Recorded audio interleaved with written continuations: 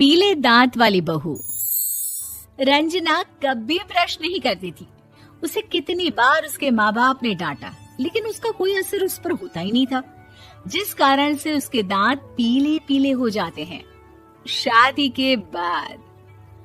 अरे बहू, वैसे तो तुझ में कोई कमी नहीं है, पर तेरे दांत इतने पीले कैसे हैं बेटा?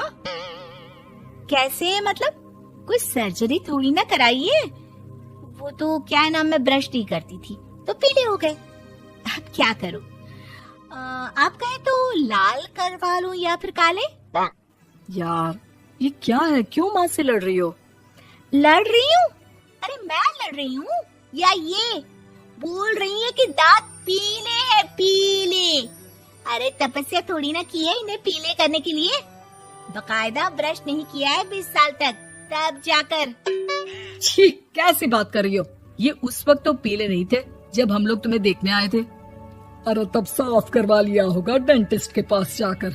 अब देखो कैसे पीले पीले लग रहे हैं। रंजना सास की तरफ गुस्से से देखती है। फिर शुरू हो गई पीले पीले पीले। अरे पीले तो तब भी थे जब मेरे हाथ का रसगुल्ला उड़ा उड़ा कर खा रही थी और बोल रही थी, लड़की नहीं गुणों का खजाना दे रहे भाई साहब आप। खैर, अब वो लोग करते भी तो क्या करते, पीले दांत वाली बहू पल्ले पड़ी थी तो झेलना तो था ही। एक दिन कीर्तन में रंजना गाना गा रही थी। अरे कमला बहन, माँ का द्वार है, यहाँ तो सब शुद्ध होकर आते हैं, फिर अपनी बहू को ब्रश भी नहीं करवाती तुम। दूर से पीले पीले दांत भक्ति में बाधा उत्पन्न कर रहे हैं। अरे कोई 2 साल के बच्चे थोड़ी ना लेकर आई हूँ मैं बहू बनाकर। अच्छी खासी लड़की है, अरे कैसे करवाऊं ब्रश? ये तो उसे खुद करना चाहिए ना।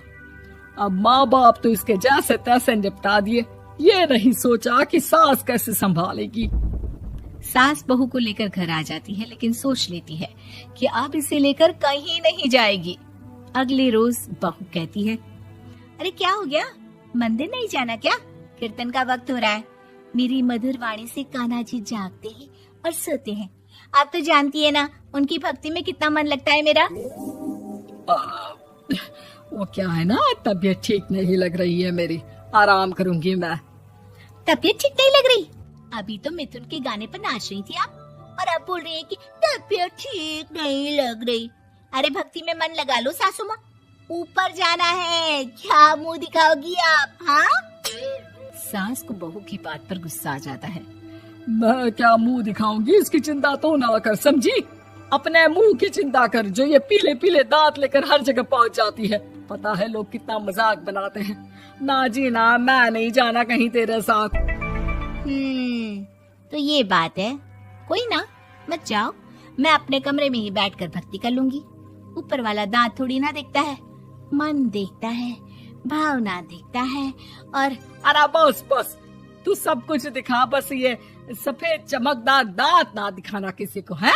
जा यहाँ से। बहू को सास की बात का कोई फर्क नहीं पड़ता, वो तो जैसी थी वैसी ही रह जाती है। सुबह नहाकर किचन में खाना बनाना, फिर खाना खाना, कीर्तन भजन करना और सो जाना। एक दिन, माँ जी मैं सहेली के घर जा रही हूँ, शाम को लेट आऊंगी। हाँ, तो जाना, मैंने कौन सा तेरी आरती करनी है घर पर बैठकर।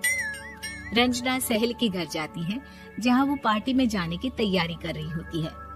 अरे शिखा, कहाँ जाने की तैयारी कर रही है?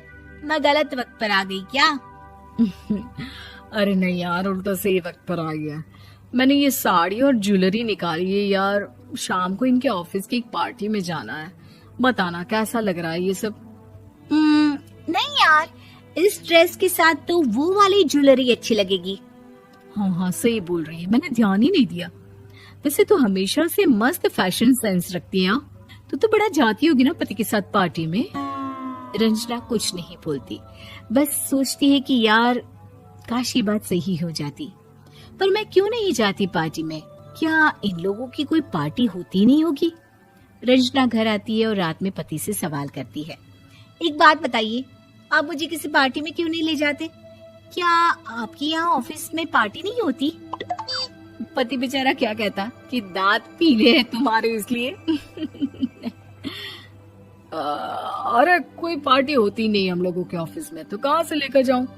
और मार्केट, मॉल, कहीं वीकेंड घूमना, कहीं तो। अरे यार सारे हफ्ते में एक छुट्टी मिलती है, तो सोचता हूँ कि आराम ही कर लूं। क्यों? रंजना मन मार के रह जाती है। पहले कभी सास के साथ मंदिर जाया करती थी, लेकिन वो भी सास ने ले जाना बंद कर दिया। घर बैठी बैठी रंजना बोर हो जाती है। तभी उससे आइडिया आता है और वो मायके जाने का सोचती है। सासू माँ, 2 दिनों के लिए मम्मी के घर जा रही हूँ। अच्छा अच्छा ठीक है, आराम से जा। और हाँ, माँ से कुछ अच्छी आदत सीख कर आना कि कैसे शरीर के हर भाग की तरह दांतों की सफाई भी जरूरी होती है, समझी? शुरू हो गई ना आप। वो लोग आपकी तरह नहीं है कि छोटी छोटी बात का बतंगड़ बना दे। उन लोगों के लिए मैं मायने रखती हूँ, ना कि मेरे पीले पीले दांत। रंजना माँ को बिना बताए उन लोगों को सरप्राइज देती है, लेकिन जैसे ही वो दरवाजे पर पहुंचती है, अंदर देखती है कि घर वाले कहीं जा रहे होते हैं। अब माँ, काश रंजना दीदी के दांतों वाली प्रॉब्लम नहीं होती, तो वो भी हम लोगों के साथ चलती ना बुआ जी की बेटी की शादी में। हाँ बेटा, लेकिन अब उसे कौन समझाए कि उसको उसके पीले दांत नहीं दिखते, लेकिन उसके आसपास के लोगों को कितना एम्बैरेसिंग फील कराते हैं। मुझे तो कितनी बार उसके स्कूल की टीचर ने शिकायत की कि उसके साथ कोई लड़की बैठना भी नहीं चाहती, और ना ही कॉलेज में कोई उससे बात करना चाहता था। लेकिन पता नहीं क्यों उसे ये बात समझ में ही नहीं आती। कोई कमी नहीं है उस लड़की में, बस यही कि दांत पीले हैं। वो तो भला हो जीजा जी और उनकी माँ का, जो दीदी को जैसी है वैसे ही रखा हुआ है। रंजना को अपने घर वालों की बात सुनकर बहुत दुख होता है।